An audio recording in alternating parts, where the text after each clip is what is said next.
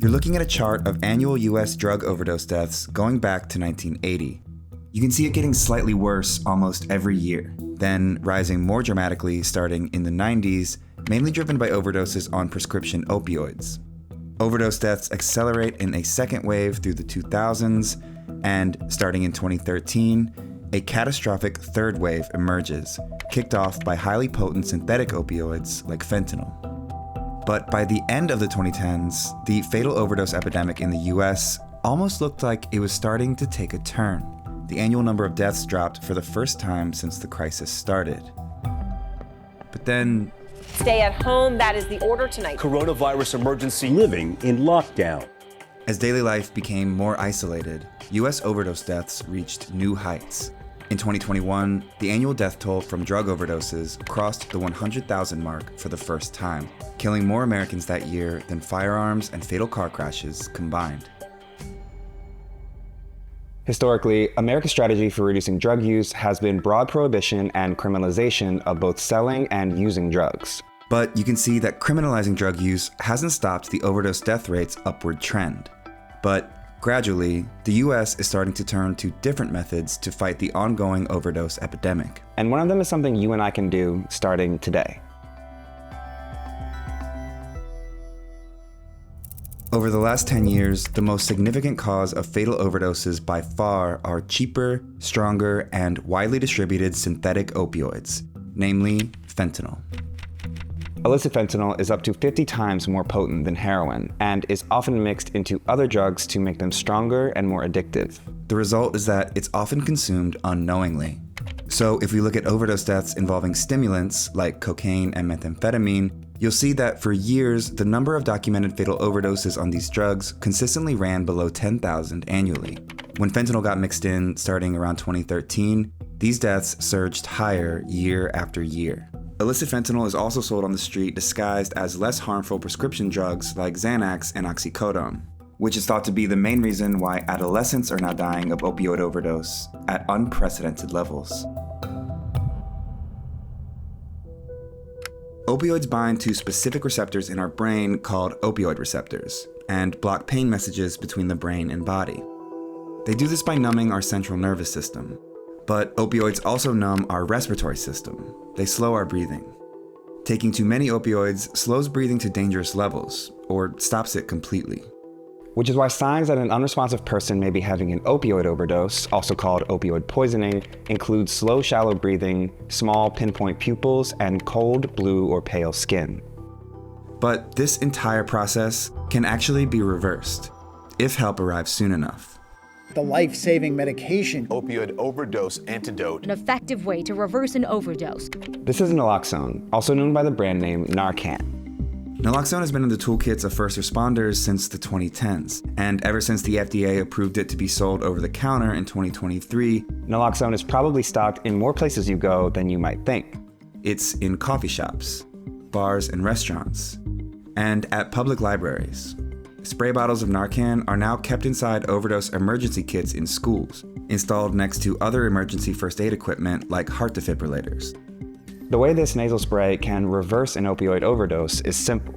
Naloxone is an opioid antagonist. It binds to opioid receptors too, but has an even stronger affinity for them than opioids do. So it can dislodge opioids that are there already and block any more from binding to the receptors. This process reverses and temporarily blocks the effect of opioids, which is why people in the middle of an opioid overdose can be revived by naloxone. It's also harmless to use, since all it does is block opioid receptors in the brain. If naloxone is used on a person with no opioids in their system, it does nothing at all. And as more American workers who regularly interact with the public, like restaurant servers and transit officials, train to use Narcan in case of emergency, some medical experts are urging everyone to carry naloxone with them too. Now you might be watching this video and thinking, okay, well, I don't use drugs, so why would I carry naloxone?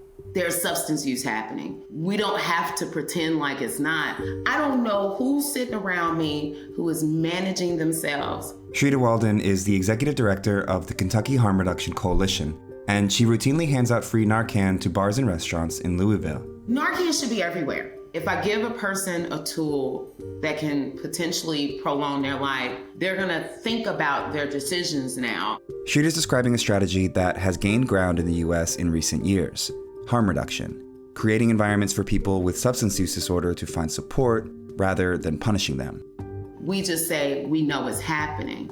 I don't want people to have to live with an unnecessary pain of losing someone that could have potentially been preventable.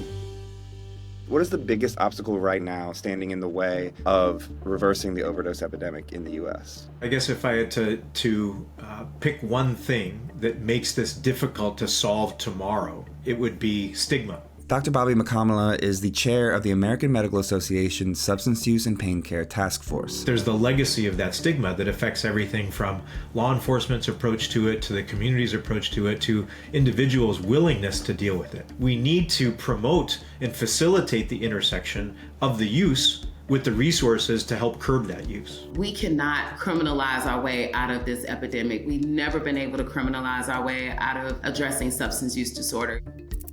Accidental opioid overdoses, especially in the era of fentanyl, can happen anywhere. One pre-pandemic study from the CDC found that in a 6-month period in 2019, almost 40% of fatal overdoses occurred with a bystander present. We will run into strangers that are blue on the ground. Whether or not it's somebody we know or a stranger, we want to be able to save that person's life. I picked up this naloxone kit for free from a nearby coffee shop. It's got 2 doses of Narcan, plus instructions on how to use it, and additional recovery resources inside. If you live in the US, there's probably overdose prevention resources nearby where you are too, including in free vending machines being installed in cities across the country, distributed by local harm reduction organizations and municipal public health departments. They also offer free trainings on how to recognize an overdose and how to administer naloxone. I'll put some helpful links for that in the description of this video.